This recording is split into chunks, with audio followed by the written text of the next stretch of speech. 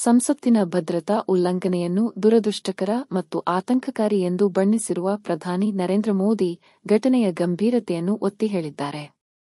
ಸಂಸತ್ತಿನ ಭದ್ರತಾ ಉಲ್ಲಂಘನೆ ಘಟನೆಯ ಕೆಲವು ದಿನಗಳ ನಂತರ ಪ್ರಧಾನಿ ನರೇಂದ್ರ ಮೋದಿ ಇದನ್ನು ದುರದೃಷ್ಟಕರ ಮತ್ತು ಆತಂಕಕಾರಿ ಎಂದು ಕರೆದಿದ್ದಾರೆ.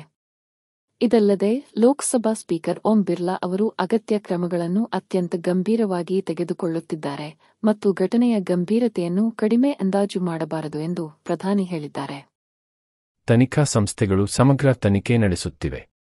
ಅದರ ಹಿಂದಿನ ಅಂಶಗಳು, ಯೋಜನೆಗಳು ಯಾವುವು ಮತ್ತು ಪರಿಹಾರವನ್ನು ಕಂಡುಹಿಡಿಯುವುದು ಅಷ್ಟೇ ಮುಖ್ಯ. ಮುಕ್ತ ಮನಸ್ಸಿನಿಂದ ಪರಿಹಾರಗಳ ಹುಡುಕಾಟವನ್ನು ಸಹ ಮಾಡಬೇಕು. ಪ್ರತಿಯೊಬ್ಬರೂ ಇಂತಹ ವಿಷಯಗಳಲ್ಲಿ ವಿವಾದ ಅಥವಾ ಪ್ರತಿರೋಧದಿಂದ ದೂರವಿರಬೇಕು ಎಂದು ಪ್ರಧಾನಿ ಮೋದಿ ಹೇಳಿದರು. 2001ರ ಸಂಸತ್ ದಾಳಿಯ 22ನೇ ವಾರ್ಷಿಕೋತ್ಸವವಾದ ಡಿಸೆಂಬರ್ 13ರಂದು ಸಾಗರ್ ಶರ್ಮಾ ಮತ್ತು ಮನೋರಂಜನ್ ಡಿ ಎಂಬ ಇಬ್ಬರು ವ್ಯಕ್ತಿಗಳು ಶೂನ್ಯ ವೇಳೆಯಲ್ಲಿ ಸಾರ್ವಜನಿಕ ಗ್ಯಾಲರಿಯಿಂದ ಲೋಕಸಭೆಯ ಕೊಠಡಿಗೆ ಜಿಗಿದಿದ್ದರು.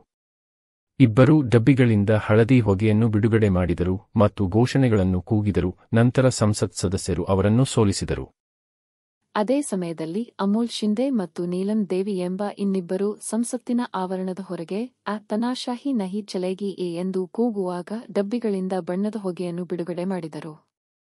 5ನೇ ಆರೋಪಿ ಲಲಿತ್ ಕಾ ಅವರು ಸಂಕೀರ್ಣದ ಹೊರಗೆ ಪ್ರತಿಭಟನೆಯ ವಿಡಿಯೋಗಳನ್ನು ಸಾಮಾಜಿಕ ಮಾಧ್ಯಮದಲ್ಲಿ ಪ್ರಸಾರ ಮಾಡಿದ್ದಾರೆ ಎಂದು ಆರೋಪಿಸಲಾಗಿದೆ. ತಪ್ಪಿಸಿಕೊಳ್ಳಲು ಸಹಾಯ ಮಾಡಿದ 6ನೇ ಆರೋಪಿ ಮಹೇಶ್ ಕುಮಾವತ್ನನ್ನು ಪೊಲೀಸರು ಶನಿವಾರ ಬಂಧಿಸಿದ್ದು, ಪಿತೂರಿ ನಡೆಸಲು ಕಳೆದ 2 ವರ್ಷಗಳಿಂದ ಇತರ ಆರೋಪಿಗಳೊಂದಿಗೆ ಸಂಪರ್ಕದಲ್ಲಿದ್ದರು. ಸಾಕ್ಷ್ಯಗಳನ್ನು ತೊಡೆದುಹಾಕಲು ಕುಮಾವತ್ ಅವರ ಮೊಬೈಲ್ ಫೋನ್ಗಳನ್ನು ಸಹ ನಾಶಪಡಿಸಿದ್ದರು ಎಂದು ಪೊಲೀಸರು ಶನಿವಾರ ತಿಳಿಸಿದ್ದಾರೆ.